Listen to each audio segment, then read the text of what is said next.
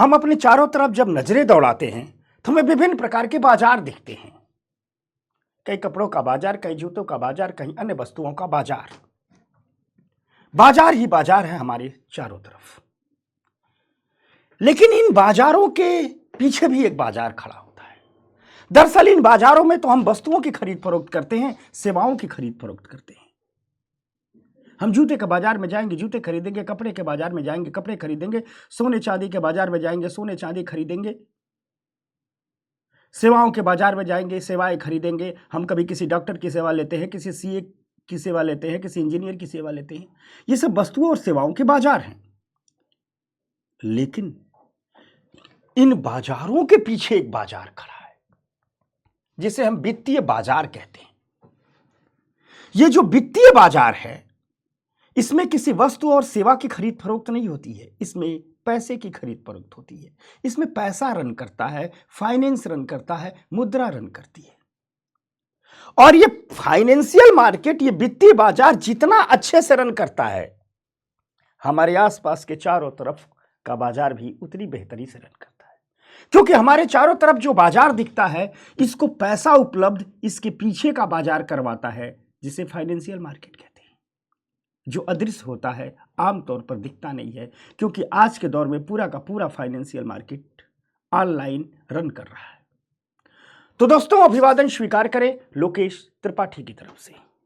आज हम चर्चा करने वाले हैं मनी मार्केट की, मुद्रा बाजार की।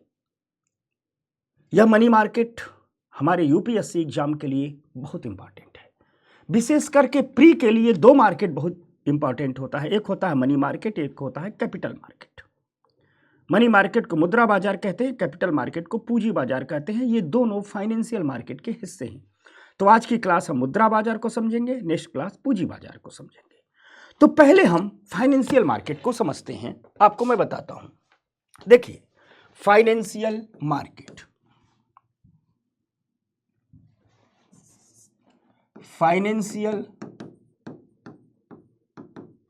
मार्केट, इसे हम कहते हैं वित्तीय बाजार।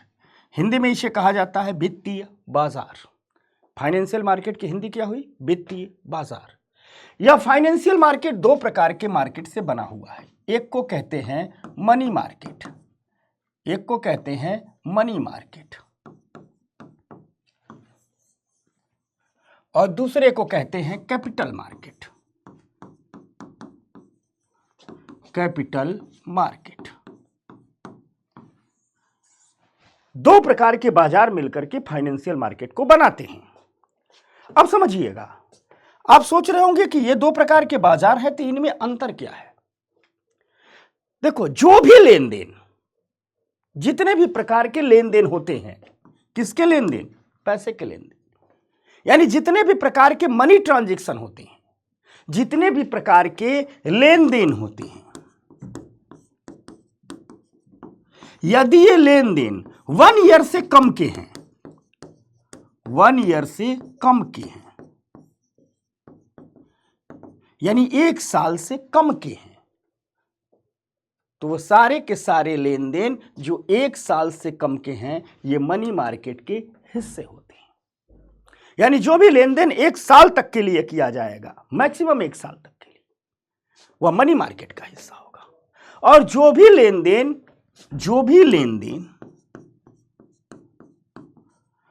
1 साल से अधिक के लिए होंगे, 1 ईयर प्लस के लिए होंगे, और 1 साल से अधिक के लिए कुछ भी के लिए हो सकते हैं। आजकल मैक्सिमम जो है वो 30 साल तक का है, लेकिन ये 30 साल कोई नियम नहीं है। मैक्सिमम लेन देन 30 साल तक के लिए होते हैं।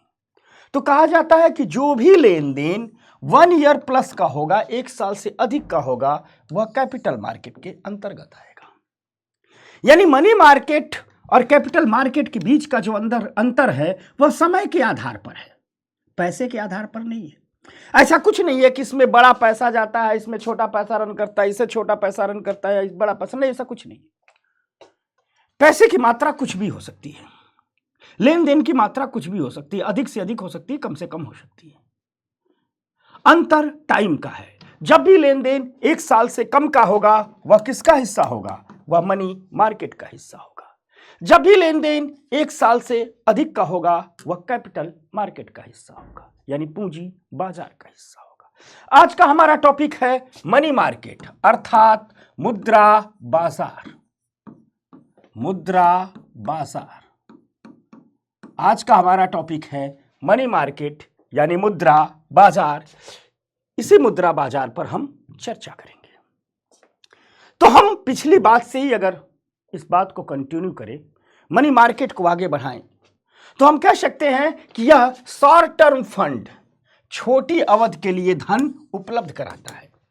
और छोटी अवधि का धन मतलब 24 घंटे से लेकर के 1 साल तक का पैसा ये उपलब्ध कराता है।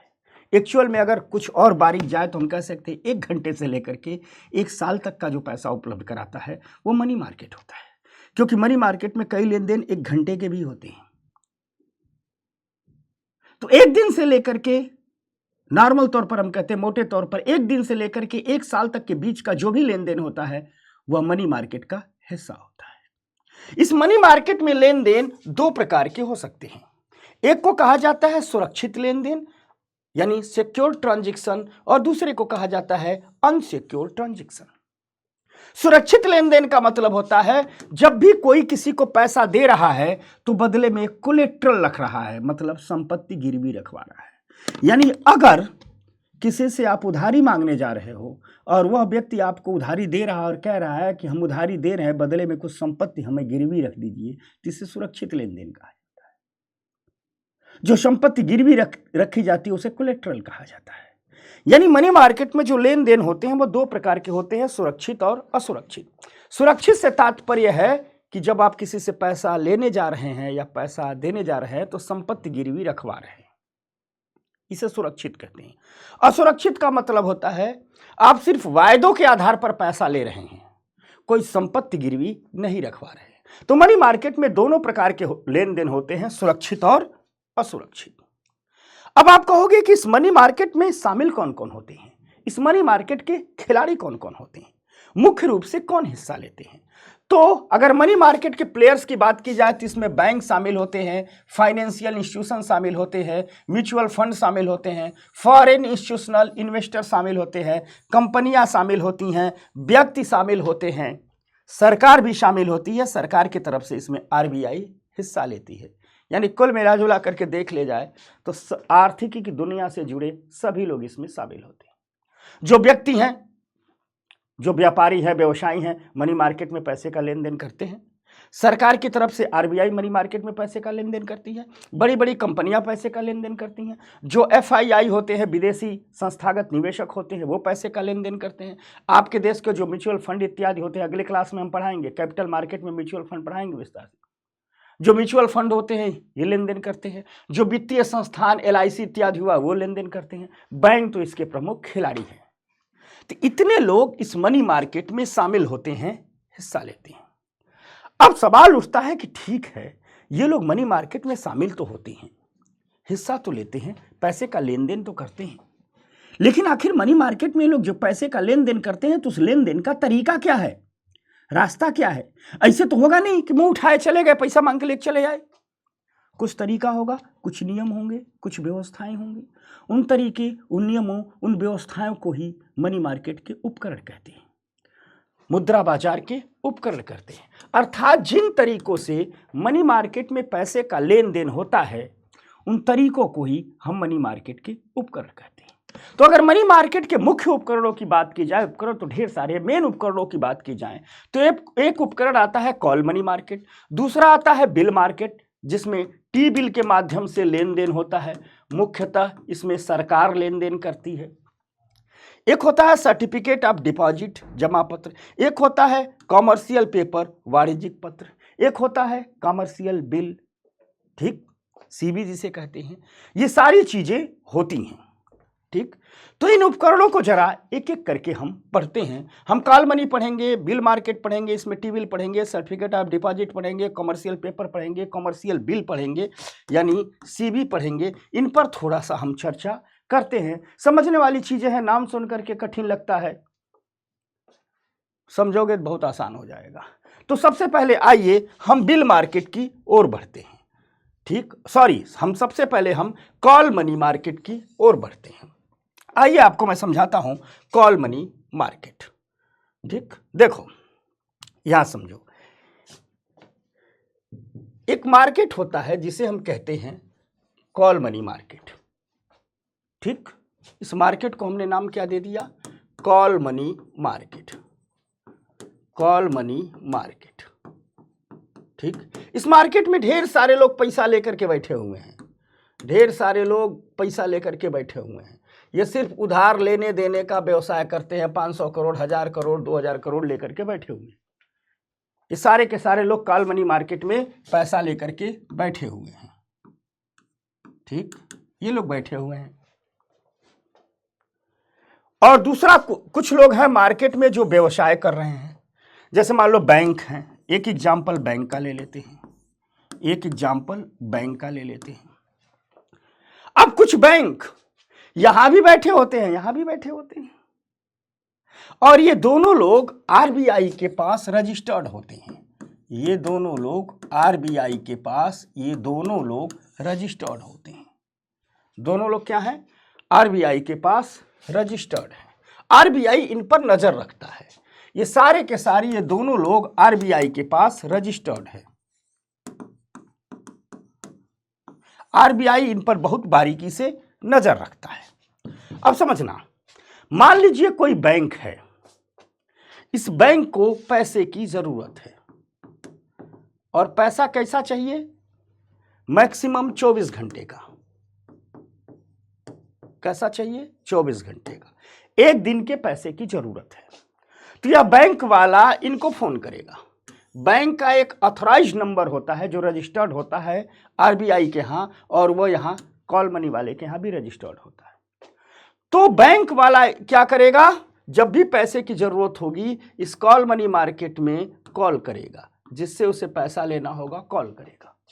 और बैंक वाले के एक कॉल पर ही, मान लीजिए इनके पास पैसा है, कॉल किया, तो ये बैंक वाले को क्या दे देंगे? पैसा दे देंगे। पैसा दे देंगे, बस पैसा आ गया। चूंकि, और यह पैसा मैक्सिमम कितने टाइम के लिए लिया जाता है? 24 घंटे के हिसाब से। 24 घंटे से अधिक का पैसा कॉल मनी में नहीं आता है। जो पैसा 24 घंटे के लिए आता है उसी पैसे को हम कहते हैं कॉल मनी। अब बैंक पैसा लेगा इससे, तो ये क्यों देगा भाई? क्योंकि इसे ब्याज मिलेगा। तो इस 24 घंटे का इस कॉल मनी मार्केट में जो पैसा देता है उसको ब्याज मिलता है। इंटरेस्ट मार्केट रेट द्वारा तय होती हैं। इंटरेस्ट रेट, ब्याज दरें मार्केट द्वारा तय होती है। इंटरेस्ट रेट किसके द्वारा तय होती है? मार्केट द्वारा। मार्केट द्वारा, बाजार द्वारा तय होती है। यही है कॉल मनी। यानी जो पैसा 24 घंटे के लिए लिया जा रहा है मैक्सिमम, वह क्या कहलाएगा? Call money. फोन कॉल पर पैसा मिलता है, बदले में कोई संपत्ति गिरवी नहीं रखी जाती है, असुरक्षित लेन देन है, सिर्फ भरोसे पर यह पैसा आता जाता है। इस पैसे पर जो ब्याज दरें होती हैं वह बाजार द्वारा तय की जाती हैं। यही है पूरा कॉल मनी। इस कॉल मनी में हम देखें तो दो प्रकार का पैसा रन करता है। अगर हम इस कॉल मनी में देखें, इस कॉल मनी में देखें तो दो प्रकार का पैसा रन करता है। वह पैसा जो 24 घंटे के लिए रन करता है, लेन देन होता है, उसे कहते हैं कॉल मनी। उसे कहते हैं कॉल मनी। सर्वाधिक पैसा इस कॉल मनी में ही रन करता है, यानी खूब पैसा इस रन करता है। सर्वाधिक उधार 24 घंटे के लिए लिए जाते हैं। दूसरा कॉल मनी मार्केट में एक पैसा होता है जो 2 दिन से लेकर के, जो 2 डेज से लेकर के 14 दिन के लिए रन करता है, यानी 2 दिन से लेकर के 14 दिन के लिए उधार लिए जाते हैं। उसे कहते हैं नोटिस मनी। उसे क्या कहते हैं? Notice money. तो जो पैसा 2 दिन से 14 दिन के लिए उधार लिए जाते हैं उसे क्या कह देते हैं? Notice money. यानी कॉल मनी मार्केट 2 प्रकार का होता है। 24 घंटे के लिए जो पैसा रन कर रहा है वो कॉल मनी का हिस्सा है। 2 दिन से 14 दिन के लिए जो पैसा रन कर रहा है वो नोटिस मनी का हिस्सा है। तो पहला आ जाइए कॉल मनी। एकदम याद हो गया। अब आपके नोट्स के लिए बता दिया रहा हूं। यह एक ऐसा बाजार है जिसमें बहुत कम समय के लिए उधार लिया और दिया जाता है। ठीक, यह उधार विदाउट कोलेट्रल होता है, अर्थात पैसे के बदले कोई संपत्ति गिरवी नहीं रखी जाती है। ठीक, केवल प्रोमिसरी नोट्स ही पर्याप्त होते हैं। आरबीआई के पास पैसा लेने देने वाले एक प्रोमिसरी नोट्स जमा कर किए रहते हैं, वचन दिए होते हैं आरबीआई को कि हम कॉल मनी मार्केट के नियमों का उल्लंघन नहीं करेंगे। जो पैसा 24 घंटे अर्थात एक दिन के लिए रन करता है वो कॉल मनी कहलाता है। जो पैसा 2 दिन से 14 दिन के लिए रन करता है वह नोटिस मनी कहलाता है। इंटरेस्ट रेट बाजार द्वारा तय किए जाते हैं। ये रहा कॉल मनी मार्केट। अब थोड़े कॉल मनी मार्केट के कुछ प्लेयर्स का भी एग्जांपल दे देते हैं। ठीक, कॉल मनी मार्केट में अगर हम उधार देने और लेने दोनों वालों की बात करें, जो लोग उधार देते भी हैं उधार लेते भी हैं, तो उसमें जितने भी कॉमर्शियल बैंक हैं, चाहे वो भारतीय हो या विदेशी, ये दोनों उधार लेने देने का काम करते हैं। सहकारी बैंक उधार लेने देने का काम करते हैं। Discount and finance house of India limited उधार लेने देने का काम करता है। भारतीय प्रतिभूति निगम उधार लेने और देने दोनों का काम करता है। अगर हम सिर्फ उधार देने वाले की बात करें, तो LIC सिर्फ उधार देता है। यूनिट ट्रस्ट ऑफ इंडिया सिर्फ उधार देता है। नेशनल बैंक एंड जो नाबार्ड है, national bank for agriculture and rural development, जो नाबार्ड है, वह क्या करता है,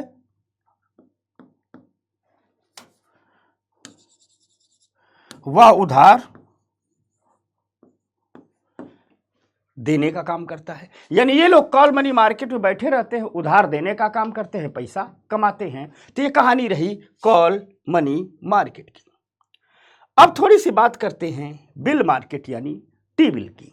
अब आइए समझाता हूं क्या होता है। ध्यान से देखिएगा बच्चा लोग, बहुत ध्यान से, बहुत गौर से, बहुत आराम से, बहुत इत्मीनान से देखिएगा। इन चीजों को हम इतना आसान बना करके समझा देंगे कि आपको चीजें याद हो जाएंगी। तो कॉल मनी याद हो गई ना, बस 24 घंटे का पैसा कॉल मनी, 2 से 14 दिन का पैसा नोटिस मनी। वचनबद्धता पत्र पर पैसा लिया जाता है, कुछ संपत्ति गिरवी नहीं रखी जाती है, और इंटरेस्ट रेट मार्केट द्वारा तय होते हैं। बस इतनी बातें याद रखनी है। अब बताते हैं टी बिल, जिसका पूरा नाम है treasury bill. T bill, treasury bill होता क्या है कि देखो, ये हमारी भारत सरकार, इंडिया गवर्नमेंट,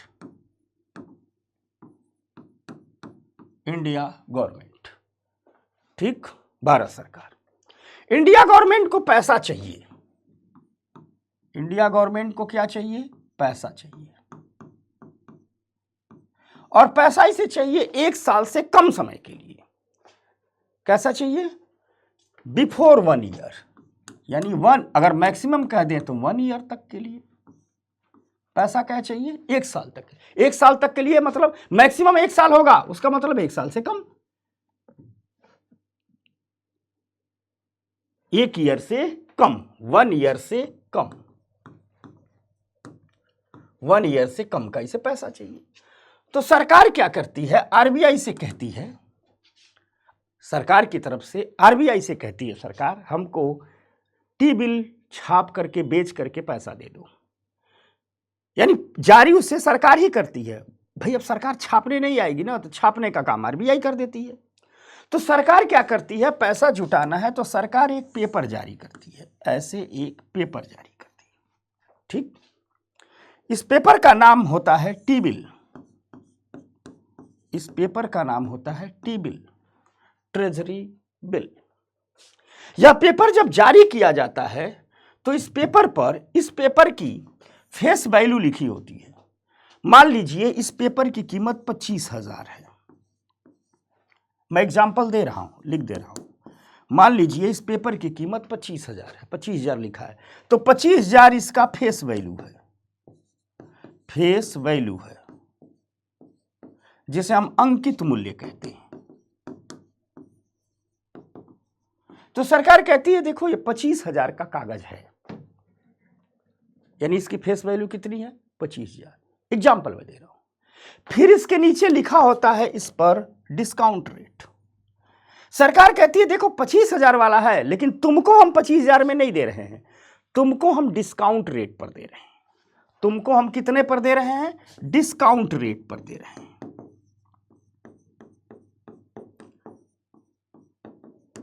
सरकार कहती है हम तुमको डिस्काउंट रेट पर दे रहे हैं। सरकार कहती है तुम हमसे खरीदोगे डिस्काउंट रेट पर, हम तुमसे वापस लेंगे फेस वैल्यू पर। अब मान लीजिए डिस्काउंट रेट एग्जांपल दे रहा हूं, मान लीजिए इस पर लिख दिया गया हो 20,000, 20,000, ठीक।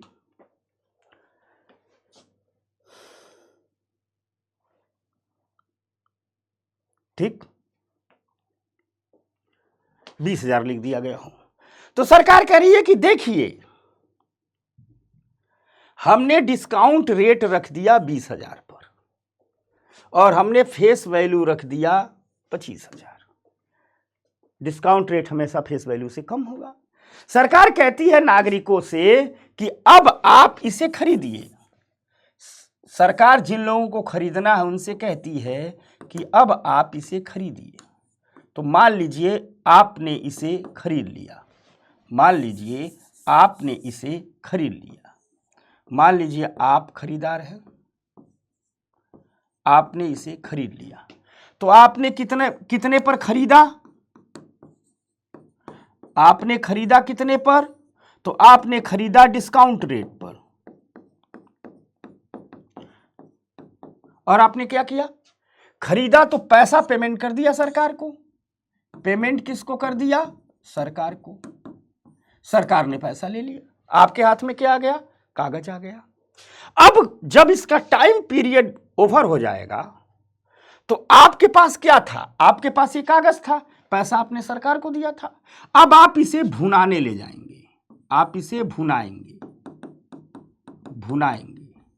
तो जब आप इसे भुनाएंगे तो अपना पेपर दे देंगे गवर्नमेंट को और गवर्नमेंट पुनः आपको पैसा देगी। गवर्नमेंट पुनः आपको क्या देगी? पैसा देगी।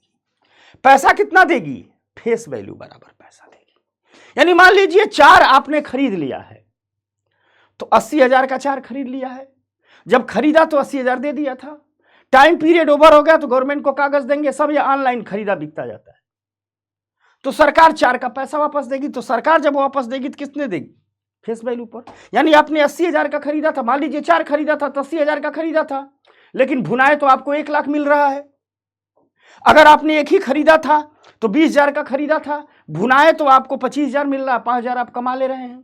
जो फेस वैल्यू और डिस्काउंट रेट के बीच जो गैप होता है वही इससे होने वाली कमाई होती है। सरकार को जब भी पैसे की ज़रूरत होती है तो ढेर सारा टी बिल जारी कर देती है, पैसा उठा लेती है, अपना काम करके पैसा वापस कर देती है। लोग इसे खूब खरीदते हैं क्योंकि यह बड़ा सुरक्षित होता है और अच्छा प्रॉफिट देता है। और सरकार को जब भी 1 साल से कम पैसे की ज़रूरत होती है तो सरकार टी बिल जारी करके मार्केट से पैसा उठा लेती है। हमने कहा था ना, मुद्रा बाजार में पैसा जब भी रन करेगा 1 साल से कम के लिए रन करेगा। तो सरकार को जब भी पैसे की ज़रूरत होती है टी बिल जारी करती है और मार्केट से पैसा उठा लेती है। तो आइए एक कॉन्सेप्ट दे दिया, अब आपको हम टी बिल के बारे में। इन्हीं टी बिल को हम कम समय की सरकारी प्रतिभूतियां भी कहते हैं। क्या कहते हैं? कम समय की सरकारी प्रतिभूतियां भी कहते हैं। यानी हम कह सकते हैं कि टी बिल और कुछ नहीं, या 1 वर्ष से कम समय की 364 दिनों के लिए जारी की जाने वाली सरकारी प्रतिभूतियां हैं। यह 3 प्रकार के होते हैं। एक होता है 91 डेज टी बिल, सरकार 91 दिन के लिए जारी करती है, 90 दिन अपने पास रखिए, 91 दिन भुना लीजिए। दूसरा होता है 182 दिन टी बिल, 6 महीने अपने पास रखिए, 180 दिन, 2 दिन का टाइम भुनाने के लिए होता है। और तीसरा होता है 364 दिन का टी बिल, 364 दिन अपने पास रखिए, 365वें दिन आप भुना लीजिए, क्योंकि ये सब 1 वर्ष तक के लिए होते हैं। ये सारे के सारे डिस्काउंट रेट पर जारी किए जाते हैं। आप खरीदते हैं डिस्काउंट रेट पर और इन सभी को फेस वैल्यू पर भुनाया जाता है। ठीक, इन्हें हम जीरो कूपन सिक्योरिटीज भी कहते हैं। कहोगे क्यों? दरअसल अब आपको बताता हूं, सरकार जो सिक्योरिटीज जारी करती है यह 2 प्रकार की होती है। यानी सरकार जो प्रतिभूतियां जारी करती है वह 2 प्रकार की होती है। एक होती है शॉर्ट टर्म, एक होती है शॉर्ट टर्म यानी कम समय के लिए। कम समय की, कम समय मतलब 1 ईयर से कम, 1 ईयर से कम, इसे कहते हैं टी बिल। या जितने भी टी बिल जारी की जाते हैं इन पर कोई इंटरेस्ट नहीं दिया जा रहा है। देखो, ब्याज दर का आश्वासन नहीं दिया जा रहा है, इंटरेस्ट रेट का आश्वासन नहीं है, इन पर छूट दी जा रही, फायदा पहुंचाया जा रहा है, लेकिन ब्याज दर कह के फायदा नहीं पहुंचाया जा रहा है, छूट कह के फायदा पहुंचाया जा रहा है। और प्रतिभूतियों पर मिलने वाला जो इंटरेस्ट रेट होता है उसे कूपन रेट कहते हैं, कूपन रेट कहते हैं। अगले आपके क्लास में हम जब पढ़ाएंगे लंबे समय की प्रतिभूतियां, बॉन्ड मार्केट पढ़ाएंगे। कैपिटल मार्केट में बॉन्ड मार्केट बहुत बड़ा है, तो अगली क्लास में आपको बहुत विस्तार से बॉन्ड मार्केट पढ़ाएंगे। वह लंबे समय की प्रतिभूतियां होती हैं, ठीक। जैसे ये जो सिक्योरिटीज है ना, हमने सिक्योरिटीज को कहा, एक है कम समय की सिक्योरिटीज, तो दूसरी होती है long term securities, long term securities, long term securities. Long term securities मतलब 1 ईयर प्लस की सिक्योरिटीज, इन्हें बॉन्ड कहते हैं। इन्हें क्या कहते हैं? बॉन्ड कहते हैं। इसे सरकार इसी कूपन रेट पर बेचती है। तो हम आते हैं अपने टी बिल पर। बॉन्ड की कहानी अगली क्लास में। टी बिल के बारे में कहा जा रहा है कि यह किसी इंटरेस्ट रेट का आश्वासन नहीं देते, यानी यह किसी कूपन रेट का आश्वासन नहीं देते, क्योंकि बॉन्ड बाजार में इंटरेस्ट रेट को ही कूपन रेट कहा जाता है। और जब ये किसी इंटरेस्ट रेट का आश्वासन नहीं देते, कूपन रेट का आश्वासन नहीं देते, इसलिए इन्हें जीरो कूपन सिक्योरिटीज भी कहा जाता है, जीरो कूपन सिक्योरिटीज भी कहा जाता है। किसको जीरो कूपन सिक्योरिटीज कहा जाता है? टी बिल को जीरो कूपन सिक्योरिटीज कहा जाता है। टी बिल्स को जीरो कूपन सिक्योरिटीज कहा जाता है, क्योंकि ये प्रतिभूतियां हैं लेकिन जीरो कूपन रेट देती हैं, यानी जीरो ब्याज दर देती हैं। यह ब्याज दर पर नहीं रन करती हैं, यह छूट पर रन करती है। इसलिए सिक्योरिटीज को, इस टी बिल को जीरो कूपन सिक्योरिटीज भी कहा जाता है, क्योंकि यह किसी भी किस्म के इंटरेस्ट का आश्वासन नहीं देती। मिनिमम 25,000, ये 2500 नहीं है, ये 25,000 है। एक सेकंड, इसको ठीक करते हैं। मिनिमम, ठीक, 25,000 या उसके मल्टीपल में जारी किए जाते हैं। यानी जब भी टी बिल जारी किया जाएगा तो या तो 25,000 का जारी किया जाएगा, या 50,000 का जारी किया जाएगा, 75,000 का जारी किया जाएगा, 1 लाख का जारी किया जाएगा, 1,25,000 का जारी किया जाएगा, 1.5 लाख का जारी किया जाएगा। यानी कम से कम जो टी बिल होगा वो 25,000 का होगा, और उससे अधिक जो भी होगा हमेशा 25,000 के गुणक में होगा, मल्टीपल में होगा। राज्य सरकारें इन्हें जारी नहीं करती हैं, टी बिल केवल और केवल केंद्र सरकार जारी करती है। और ये टी बिल की जो नीलामी होती है, जो इनकी खरीद बिक्री होती है, वह इलेक्ट्रॉनिक मीडियम से की जाती है, इलेक्ट्रॉनिक माध्यम से की जाती है, ऑनलाइन ही खरीद और बिक्री होती है। अगर हम टी बिल की खरीदारी सभी लोग कर सकते हैं, भारत के नागरिक भी कर सकते हैं, विदेशी भी कर सकते हैं, आप हम भी कर सकते हैं। लेकिन अगर मार्केट की बात की जाए, जो सर्वाधिक लोग खरीदते हैं, तो बैंक, बीमा कंपनियां, वित्तीय संस्थान, ये लोग सामान्य खरीदार हैं, ये लोग खूब खरीदते बेचते रहते हैं। हाँ, कोई भी टी बिल खरीद सकता है। तो ये रही कहानी टी बिल की। एक है कैश मैनेजमेंट बिल। इसमें सारा का सारा लक्ष्य टी बिल वाला ही होता है, बस यह 91 दिन से कम समय के लिए जारी किए जाते हैं। यानी इसे भी केंद्र सरकार जारी करेगी, यह भी डिस्काउंट रेट पर जारी किए जाएंगे, यह भी इलेक्ट्रॉनिक मीडियम से जारी किए जाएंगे, सारा यह भी 25,000 के मल्टीपल में जारी होंगे। सब लक्षण किसका है? टी बिल वाला। बस यह 91 दिन से कम समय के लिए सीएमबी यानी कैश मैनेजमेंट बिल जारी किए जाते हैं।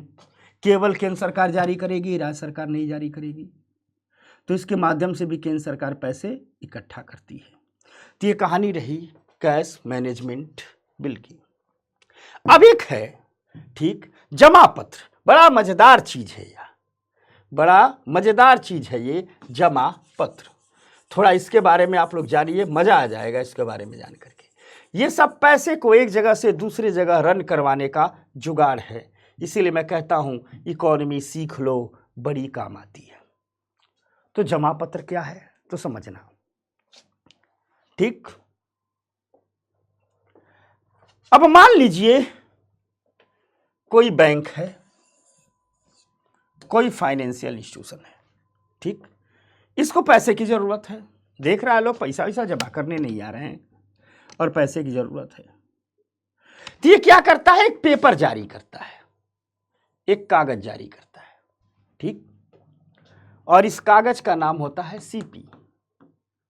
कागज का नाम क्या है, सीपी, जमा पत्र।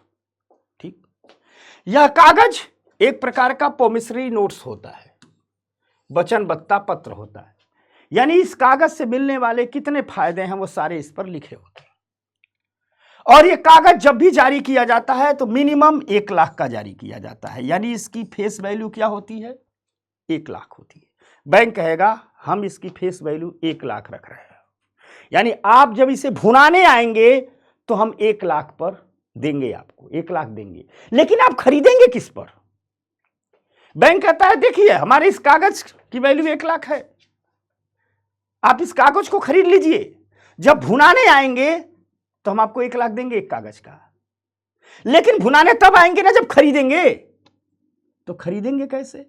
तो बैंक कहता है इसे आप खरीदिए डिस्काउंट पर, छूट पर, और आइए हमारे साथ बैठिए, मोल भाव कीजिए, बाजार के हिसाब से डिस्काउंट तय कर लिया जाएगा। मान लीजिए मार्केट ठीक ठाक चल रहा हो तो बैंक कहेगा ठीक है यह 1 लाख का सीपी है, हम इसे 95,000 में सेल कर रहे हैं, यानी डिस्काउंट पर कितने में सेल कर रहे हैं, 95,000 में। अर्थात आपने अगर खरीद लिया, आपने अगर 95,000 में आपने एक खरीद लिया, मान लीजिए आपने एक खरीद लिया, आपने बैंक से मोल भाव किया, अर्थात सीपी निगोशिएबल होते हैं, आपने डिस्काउंट रेट पर खरीद लिया, तो जब इसका टाइम पूरा हो जाएगा, जब आप भुनाने जाएंगे तो यह बैंक जितना इसकी फेस वैल्यू है 1 लाख, इसके बराबर का पैसा आपको दे देगा। यानी पहले आप क्या करेंगे, पहले आप इसको खरीदेंगे, मान लीजिए 95,000 का खरीद लिया, तो आपने 95,000 किसको दे दिया है, बैंक को दे दिया है, बैंक ने अपना काम चलाया। बाद में जब इसका टाइम पूरा हो गया तो भुनाने का टाइम आया तो आपसे सीपी ले लेगा, यानी कागज ले लेगा, और जो फेस वैल्यू का पैसा है आपको दे देगा। तो सीपी बैंक जारी करते हैं और वित्तीय संस्थान जारी करते हैं। यह एक प्रकार के प्रोमिसरी नोट्स होते हैं, अर्थात वायदा लिखा होता है, कुछ भी संपत्ति गिरवी नहीं रखवाई जाती है, डिस्काउंट रेट पर बेचे जाते हैं, डिस्काउंट रेट भी मोल भाव करके तय किए जाते हैं। यह जनरल विशेषता रही सीपी की। अब इसके कुछ फैक्ट बता दे रहा हूँ। ठीक, फैक्ट ये है कि भारत में जितने अनुसूचित वाणिज्यिक बैंक हों, चाहे वो भारतीय हों, चाहे विदेशी हों, चाहे प्राइवेट हों, चाहे सरकारी हों, सभी सीपी जारी कर सकते हैं।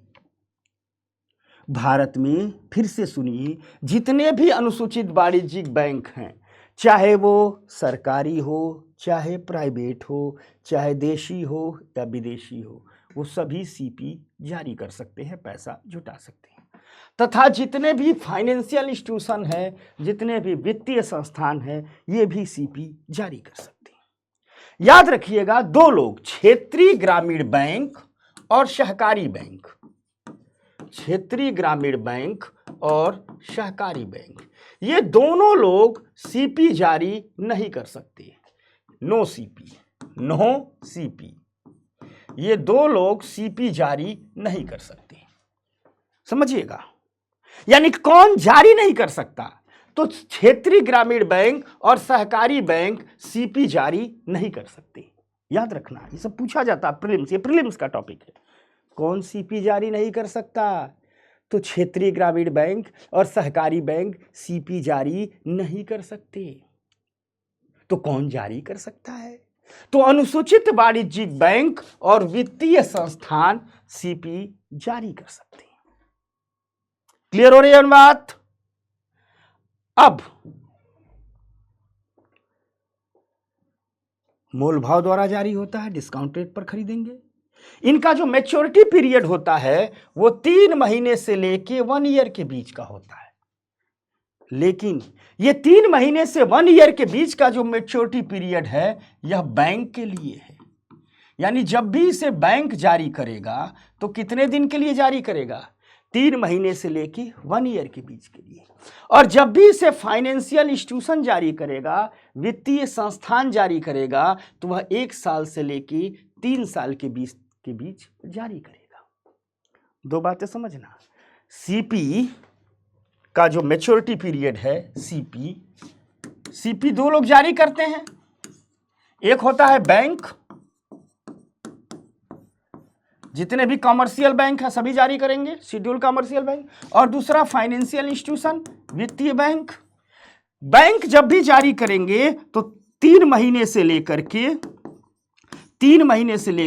1 ईयर के बीच की जारी करेंगे। जिसको जितनी सुविधा उन्हीं का जारी कर ले। फाइनेंशियल इंस्टीट्यूशन जब भी जारी करेगा तो 1 ईयर से लेकर के 3 ईयर के बीच का जारी करेगा। ठीक, 1 लाख और उसके मल्टीपल में सीपी जारी किए जाते हैं। यानी मिनिमम कितने का होगा? 1 लाख, और उसका मल्टीपल कुछ भी हो सकता है। 1 लाख, 2 लाख, 3 लाख, 5 लाख, 100 लाख, 200 लाख, 1 लाख और उसके मल्टीपल में होगा। कोई भी व्यक्ति, कोई भी कॉरपोरेट, कोई भी निगम, कोई भी कंपनियां, कोई भी बैंक इसे खरीद सकते हैं। आप, हम भी खरीद सकते हैं। बड़ा बढ़िया इसमें व्यापार चलता है। तो ये है सीपी। अब इसे तो बैंक जारी करते हैं, वित्तीय संस्थान जारी करते हैं। तो उसके लिए मार्केट में सीपी ला दी गई कि भैया किसी बैंक को पैसे की जरूरत है, किसी वित्तीय संस्थान को पैसे की जरूरत है, उस समय उसके पास फंड इकट्ठा नहीं हो रहा है, तो वो सीपी जारी करके पैसा जुटा लेगा, फिर उसको लोन उनके रूप में आगे बढ़ा देगा। तो बैंक और वित्तीय संस्थान के लिए क्या है? बैंक और वित्तीय संस्थान के लिए है सीपी, जमा पत्र, सर्टिफिकेट ऑफ डिपॉजिट। लेकिन मान लीजिए जो कॉर्पोरेट है उसको अगर पैसे की जरूरत पड़ जाए, वो सोच रहा है हम बैंकों से लोन नहीं मिल रहा, हम क्या जुगाड़ लगाए, तो कॉर्पोरेट के लिए कुछ अलग व्यवस्था की गई है। वो ही मनी मार्केट से पैसे लिटाएगा। तो मान लीजिए कोई कॉर्पोरेट हो, वो कहां से पैसा जुटाए? उसको व्यापार करना हो तो क्या करेगा? तो उसके लिए कॉमर्शियल पेपर की व्यवस्था की गई है। किसकी व्यवस्था की गई है? उसके लिए कॉमर्शियल पेपर, वाणिज्यिक पत्र की व्यवस्था की गई है, सीपी की व्यवस्था की गई है। वो तो सीडी रहा, अब सीपी की व्यवस्था की गई है। पिछला क्या रहा? देखो नाम में कंफ्यूज मत होना। पिछला क्या रहा? सीडी। पिछले को क्या नाम दिया गया था? सीडी, जमा पत्र, सर्टिफिकेट ऑफ डिपॉजिट। पिछला क्या रहा? सीडी रहा। ठीक, जमा पत्र, सर्टिफिकेट ऑफ डिपॉजिट। हो सकता है कहीं भूल से मैंने अभी कुछ पहले सीडी को कहीं सीपी भी बोला है, तो ये लिखा है सीडी है, ठीक ना। अब हम बात करेंगे सीपी की, कॉमर्शियल पेपर की। तो कॉमर्शियल पेपर, सीडी बैंक जारी करता है, वित्तीय संस्थान जारी करता है, लेकिन कारपोरेट को पैसे की जरूरत होगी, भैया कहां से आएगा? तो कारपोरेट से कह दिया गया है कि आप कॉमर्शियल पेपर जारी कीजिए, मनी मार्केट से पैसा उठाइए। तो भारत में जब कारपोरेट को पैसे की जरूरत होती है, उद्योगपतियों को पैसे की जरूरत होती है, सबसे अधिक सीपी उद्योगपति ही जारी करते हैं और पैसा जुटाते हैं। लेकिन सीपी के मामले में कहा गया है कि सिर्फ कारपोरेट ही नहीं, जरूरत पड़ने पर जो हमारे प्राइमरी डीलर हैं वे भी सीपी जारी कर सकते हैं, जो हमारे सैटेलाइट डीलर हैं वो भी सीपी जारी कर सकते हैं। आप कहोगे प्राइमरी डीलर या सैटेलाइट डीलर कौन होते हैं? तो प्राइमरी डीलर वो लोग होते हैं जो बड़े पैमाने पर सरकारी प्रतिभूतियों की खरीद बिक्री करते हैं, बड़े पैमाने पर म्यूचुअल फंड की खरीद बिक्री करते हैं, बड़े पैमाने पर शेयर की खरीद बिक्री करते हैं। और इसी प्राइमरी डीलर के नीचे ढेर सारे डीलर होते हैं जिन्हें हम सैटेलाइट डीलर कहते हैं। तो प्राइमरी डीलर, सैटेलाइट डीलर वो लोग हैं, यह भी एक प्रकार के व्यापारी हैं, लेकिन यह सिर्फ फाइनेंशियल इंस्ट्रूमेंट का व्यापार करते हैं। शेयर खूब खरीद रहे हैं, बॉन्ड खूब खरीद रहे हैं, ठीक, टी-बिल्स खूब खरीद रहे हैं, म्यूचुअल फंड खूब खरीद रहे हैं, ठीक, और साथ साथ फाइनेंशियल इंस्टीट्यूशन, वित्तीय संस्थान, इन सब को सीपी जारी करने की छूट है। सर्वाधिक मात्रा में सीपी जो जारी करता है, मैक्सिमम जो सीपी जारी करता है, वह है भारत का कॉर्पोरेट। ठीक, तो सीपी भी एक प्रकार के प्रोमिसरी नोट्स हैं, यह भी एक प्रकार के वचनबद्धता पत्र हैं जिस पर वायदे लिखे होते हैं। अब कोई कॉर्पोरेट है, इसे पैसे की जरूरत है, तो ये क्या जारी कर देगा? यह सीपी जारी कर देगा। एक पेपर जारी कर देगा, एक कागज जारी कर देगा, जिस कागज का नाम क्या होगा? सीपी होगा। यह सीपी भी डिस्काउंट रेट पर जारी किया जाता है, यानी सीपी पर भी फेस वैल्यू लिखा होता है, आप खरीदेंगे डिस्काउंट रेट पर। तो मान लीजिए ये सीपी है, इसकी फेस वैल्यू मान लीजिए 5 लाख है, यानी कॉर्पोरेट जारी कर रहा है 5 लाख पर, खरीदार से कर रहा है कि डिस्काउंट रेट पर खरीदो। मान लीजिए यह कह रहा है कि हम 4,80,000 में बेच रहे हैं, यानी आप क्या खरीदोगे? डिस्काउंट रेट पर। और जब भुनाने जाओगे तो क्या दे दोगे? कितना पैसा मिल जाएगा? फेस वैल्यू के बराबर। तो यह भी डिस्काउंट रेट पर जारी किए जाते हैं। कोई भी व्यक्ति, कोई भी कॉर्पोरेट, कोई भी बैंक, कोई भी फाइनेंशियल इंस्टीट्यूशन इसे खरीद सकता है। कॉर्पोरेट बेच भी सकता है, खरीद भी सकता है। अब जिस कॉर्पोरेट को पैसे की जरूरत होती है, वह सीपी जारी कर देता है, और जिस कॉर्पोरेट के पास पैसा रखा हुआ, वो कहता है क्या करेंगे, थोड़ा सीपी खरीद के रख ले, कुछ पैसा ही कमा लेंगे। याद रखना, सीपी कभी भी बैंक जारी नहीं करता। सीपी कभी भी बैंक जारी नहीं करता। बैंक को जब भी जारी करना होगा, सीडी जारी करेगा। CD bank, CP corporate. अब इस सीपी की व्यवस्था जान लीजिए। यह 7 दिन से लेकर के 1 ईयर के बीच की जारी की जाती है। 7 दिन से लेकर के 1 ईयर के बीच की जारी की जाती है। भारत में देखा गया है कि जो सबसे अधिक, अगर मार्केट ट्रेंड हम अपने देखें इंडियन मार्केट का, तो इंडियन मार्केट का ट्रेंड है कि अधिकतम 7 दिन की ही सीपी जारी होती है। यानी सर्वाधिक कॉर्पोरेट जो सीपी जारी करके पैसा इकट्ठा करते हो, मैक्सिमम 7 दिन की ही इकट्ठा करते हैं। नियम तो है कि 7 दिन से लेकर के 1 साल के बीच का कुछ भी जारी कर सकते हैं, लेकिन मैक्सिमम जो पैसा इकट्ठा किया जाता है वो कितने दिन के लिए इकट्ठा किया जाता है? अधिकतम कॉर्पोरेट 7 दिन के पैसे इकट्ठा करने के लिए सीपी जारी करते हैं। कहा जाता है कि जो वही कॉर्पोरेट इसे जारी कर सकता है जिसकी क्रेडिट रेटिंग होनी चाहिए, यानी आरबीआई के पास उसकी क्रेडिट रेटिंग होनी चाहिए और अच्छी क्रेडिट रेटिंग होनी चाहिए, तभी आपको सीपी जारी करने की छूट दी जाती है। सीपी हमेशा 5 लाख या उसके मल्टीपल में जारी होते हैं। 5 लाख, 10 लाख, 15 लाख, 20 लाख, 25,000 ऐसे जारी होते हैं। ठीक, ये फेस वैल्यू पर डिस्काउंट के साथ जारी होते हैं, छूट के साथ जारी होते हैं। यानी लिखा होता है फेस वैल्यू, उसके नीचे लिखा होता है डिस्काउंट रेट। डिस्काउंट रेट पर आप खरीद लीजिए, जब आप भुनाने जाएंगे तो फेस वैल्यू के बराबर पैसा मिल जाएगा। और साथ साथ कहा गया है कि वे ही संस्थान जारी कर सकते हैं जिसका मिनिमम नेटवर्थ कम से कम 4 करोड़ तो होना चाहिए। 4 करोड़ से नीचे वाले जारी नहीं कर सकते हैं। मिनिमम 4 करोड़ है, इसके ऊपर कुछ भी हो सकता है, तो आप सीपी जारी कर सकते हैं। कितना खूबसूरत सा है सीपी। और उसके बाद है सीबी, ये आखिरी है, कॉमर्शियल बिल, इसे हम कहते हैं सीबी। नाम कंफ्यूज मत करना, इसे हम कहते हैं सीबी, कॉमर्शियल बिल। इसका एक नाम बिल ऑफ एक्सचेंज भी है। इसका एक नाम बिल ऑफ एक्सचेंज भी है। क्या नाम है? बिल ऑफ एक्सचेंज भी है। बड़ा मजेदार चीज है। इसे बैंक जारी करते हैं, व्यापारी खरीदते हैं, और इसके माध्यम से बहुत बढ़िया व्यापार वाणिज्य होता है, इसलिए इसे कमर्शियल बिल कहते हैं। समझाता हूं इसे। यह जो सीबी है या जो बिल ऑफ एक्सचेंज है, यह 3 प्रकार की होती है। 30 डेज, 30 डेज की, 30 दिन की CB, 30 days, 90 days, 30 days, 60 days, 90 days. 30 days, 30 दिन की, अरे कहाँ चला जा रहा है भाई, 30 डेज, 60 डेज और 90 डेज। 90 डेज, 30 दिन की, 60 दिन की और 90 दिन की। यानी सीबी 3 प्रकार की होती है। वह सीबी जो 30 दिन के लिए जारी होती है, यानी 1 महीने के लिए जारी होती है। वह सीबी जो 60 दिन के लिए जारी होती है। वह सीबी जो 90 दिन के लिए जारी होती है। 3 प्रकार की सीबी जारी होती है। ठीक, इसे बिल ऑफ एक्सचेंज भी कहा जाता है, क्योंकि आरबीआई एक गारंटी लेती है। आरबीआई कहती है किसी भी व्यक्ति के पास ये सीबी है,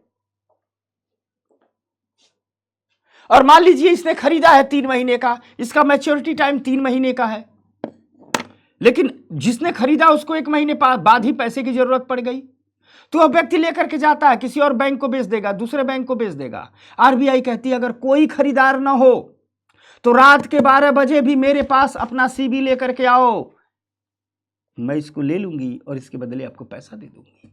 इसलिए इसे बिल ऑफ एक्सचेंज भी कहा जाता है। अब इसका फंक्शन, ये फंक्शन कैसे करती है मैं आपको समझा देता हूं। हम 3 महीने की यानी 90 दिन की सीबी का उदाहरण ले रहे हैं। मान लीजिए किसी बैंक ने जारी किया, ठीक, 90 दिन की सीबी। सपोज दैट किसी बैंक ने जारी किया 90 दिन की सीबी। यहां समझना, मान लीजिए किसी बैंक ने जारी किया, क्या जारी किया, 1 करोड़ की सीबी जारी किया, और कितने दिन के लिए, 3 महीने के लिए। इसे क्या कहा गया है, बिल ऑफ एक्सचेंज। किसी व्यापारी ने खरीद लिया, किसी व्यापारी ने क्या कर लिया, खरीद लिया। अब ये खरीदता हमेशा डिस्काउंट रेट पर है। बैंक अगर 1 करोड़ की ये सीबी जारी कर रहा है 3 महीने के लिए, तो व्यापारी हमेशा खरीदेगा डिस्काउंट रेट पर।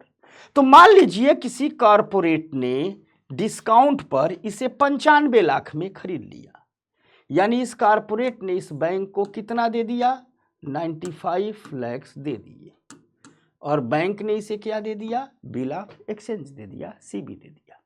अब ये बैंक कहता है कि ये 3 महीने की है, मेरे पास आओगे तो मैं 3 महीने बाद ही पैसा दूंगी, 3 महीने के भीतर नहीं दूंगी। यानी जिस कारपोरेट ने इसे 95 लाख में खरीदा है, ये कारपोरेट 3 महीने बाद, इस 3 महीने बाद जब इस बैंक के पास जाएगा, तो 1 करोड़ की सीबी है, कारपोरेट ने कितने में खरीदा है, 95 लाख, बैंक को कितना दिया था, 95 लाख। 3 महीने बाद जब ये कारपोरेट बैंक के पास जाएगा, तो बैंक इस कारपोरेट को 1 करोड़ दे देगा। कितना दे देगा, बैंक इस कारपोरेट को 1 करोड़ दे देगा। ये ऐसा नहीं कि 95 लाख 1 करोड़ का नियम है, मैं एग्जांपल से समझा रहा हूं, समझ रहे हो बात को ना। डिस्काउंट रेट पर बेचा जाता है। तो किसी बैंक ने जारी कर दिया, कोई बैंक कहता है कि देखिए हम क्या जारी कर रहे हैं, सीबी जारी कर रहे हैं, बिल ऑफ एक्सचेंज जारी कर रहे हैं, 1 करोड़ का एक पेपर जारी कर रहे हैं, हम 3 महीने के लिए जारी कर रहे हैं। 1 महीने, 2 महीने, 3 महीने के लिए जारी हो सकता है, मैं 3 महीने वाला एग्जाम्पल ले रहा हूं, 3 महीने के लिए जारी कर रहे हैं। तो जब भी जारी होगा तो डिस्काउंट रेट पर जारी होगा। तो किसी कारपोरेट ने डिस्काउंट पर मान लीजिए 95 लाख में खरीद लिया है। अब इस कारपोरेट ने इस बैंक को 95 लाख दे दिया, सीबी अपने पास रखा है, 3 महीने हो जाएगा या सीबी लेकर के जाएगा तो बैंक इसे 1 CR दे देगा। यही इसका बिजनेस है। अब कारपोरेट के पास मान लीजिए पैसा है, कारपोरेट के पास पैसा है, तो कारपोरेट सोचता है 95 लाख घर में रख के क्या करेंगे, 1 करोड़ का माल 95 लाख में खरीद लिया। लेकिन सीबी की खूबसूरती सिर्फ ये नहीं है, सीबी की खूबसूरती 2 चीज है, यह ट्रेडेबल है, अर्थात यह बैंक तो इसे 3 महीने बाद ही लेगा, लेकिन किसी व्यापारी को 3 महीने के भीतर भी पैसे की जरूरत पड़े तो व्यापारी अपना सीबी ले जाकर के किसी दूसरे बैंक को बेच सकता है, किसी तीसरे बैंक को बेच सकता है। और अगर कोई ना खरीदे तो आरबीआई वादा करती है कि जो हमारा सीबी है वह प्रथम श्रेणी का बिल ऑफ एक्सचेंज है, रात के 12 बजे लेकर के आओगे मैं खरीद लूंगी। तो सीबी के पूरे प्रोसेस को हम एग्जाम्पल के माध्यम से आपको समझाते हैं, तो समझिए। तो बात वही कि मान लीजिए किसी कारपोरेट ने इसे डिस्काउंट रेट पर 95 लाख में खरीदा है कि 3 महीने बाद भुना लेंगे। पता चला 1 महीने बाद ही इस कारपोरेट को पैसे की जरूरत पड़ गई। अब ये कारपोरेट इसके पास नहीं जाएगा क्योंकि ये तो 3 महीने बाद ही लेगा। मान लीजिए कोई बैंक है, SBI है, अब ये तो 3 महीने बाद लेगा। कारपोरेट जाता है दूसरे बैंक के पास, PNB के पास चला गया, किसी दूसरे बैंक के पास। हर बैंक CB को ललचाई नजर से देखता है। तो कारपोरेट कहेगा देखो ना भैया, 3 महीने का खरीदे थे 95 लाख में, 1 महीना हम अपने पास रख रहे हैं, रख लिए, तुम 2 महीने बचा हुआ तुम खरीद लो। बैंक कहेगा दे दीजिए दे दीजिए। बैंक कहेगा आपने 95 लाख में खरीदा था, 1 महीना अपने पास रखे हैं, हमसे 96 लाख ले लीजिए। यानी बैंक ने बिल ऑफ एक्सचेंज को कितने में ले लिया? 96 लाख में। या यूं कहिए कि कारपोरेट ने बिल ऑफ एक्सचेंज को 96 लाख में इस बैंक को बेच दिया। एक कारपोरेट भी 1 लाख कमा लिया। भैया 1 महीना रखा है तो 1 लाख कमा लेगा ना, 1 लाख तो बनता है। अब बैंक ने कितने में खरीद लिया? 96 लाख में। ये किनारे है, ये तो 3 महीने बाद ही पैसा देगा। मान लीजिए 1 महीने, अब 1 महीने इस कारपोरेट ने रखा था, बैंक ने खरीद लिया 96 लाख में। हो सकता है 10 दिन, 5 दिन, 2 दिन, 4 दिन, 1 महीने बाद जो भी इस बैंक को भी पैसा मिले, पैसे की जरूरत पड़ जाए। मान लीजिए 1 महीने ये भी रख ले, 1 महीना इन्होंने रखा था, 1 महीने ये भी रख ले। अब 1 महीने बाद इसको, 1 महीने उन्होंने रख लिया था तो 1 महीने तक पूरा हो गया है। अब इसने खरीदा, मान लीजिए 15 दिन ये रख ले, 15 दिन बाद इसको पैसे की जरूरत पड़े तो कुल CB का कार्यकाल कितना हो गया है? 1 महीना इनके पास, 15 दिन इनके पास, 1.5 महीने तो हो गया। अब ये बैंक हो सकता है किसी तीसरे बैंक के पास जाए, कहे देखो ना भैया एक CB खरीद के रखे थे, 96 लाख में खरीदे थे, 15 दिन अपने पास रख लिए, कुल 1.5 महीना हो गया है, 1 करोड़ का माल है, हमसे खरीद लीजिए। तो बैंक कहेगा ठीक है, आप 96 लाख में खरीदे थे, हमको 97 लाख दे दीजिए। बैंक इसको 97 लाख पेमेंट कर देगा, 1 लाख ये भी कमा लिया। ये वाला बैंक सोचेगा कि क्या है, 1.5 महीना लोग रखे ही है, 1.5 महीना हम भी रख लेते हैं, 1 करोड़ में बेच देंगे, 3 लाख कमा लेंगे। लेकिन मान लीजिए 15 दिन बाद इस बैंक को भी पैसे की जरूरत पड़ गई। अब ये बैंक जाता है दुनिया भर के बैंकों के पास, कोई नहीं खरीदता है। ये बैंक मान लीजिए जाता है दुनिया भर के बैंकों के पास, कोई नहीं खरीदता है।